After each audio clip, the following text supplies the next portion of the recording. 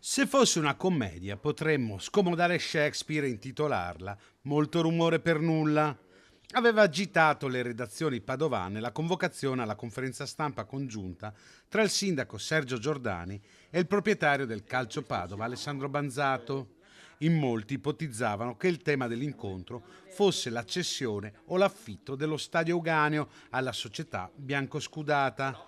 Non è stato così perché, come sottolinea il sindaco Giordani, è tutto ancora da fare. È tutto da fare, come ha detto Alessandro Banzato, siamo incontrati. Lui ha detto, in maniera molto pratica, per fare una grande squadra serve uno stadio, serve un centro sportivo.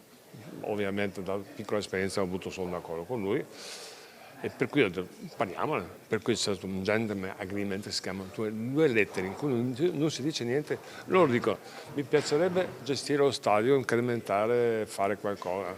E il comune dice benissimo, siamo d'accordo. Vuol dire lavorare 6, 7, 8, 9 mesi, non lo so quanto, tra avvocati, nel bene, nell'interesse della comunità, nell'interesse del calcio a palla, nell'interesse di tutti quanti, per trovare una soluzione anche sotto l'aspetto economico. È evidente che il comune stia valutando la cessione dello stadio a Banzato, magari con un accordo simile a quello di Udine sullo stadio Friuli.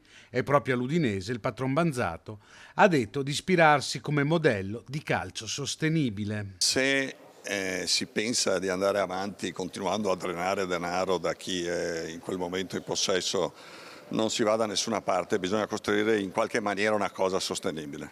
Questo è l'obiettivo e anche l'obiettivo di questa lettera che il Calcio Padova ha scritto al sindaco, cioè cercare nel tempo di costruire una cosa che abbia una sua sostenibilità economica, sennò altrimenti dopo non si va da nessuna parte. Per ora la società ha quasi concluso l'iter per la costruzione degli skybox e il restyling della tribuna ovest, un'operazione che costa alle casse dei biancoscudati 1.200.000 euro. Siamo partiti dalla necessità di ampliare la tribuna d'onore, che è un requisito per regolamento per le società che rimangono in B per il secondo anno consecutivo, come siamo stati noi.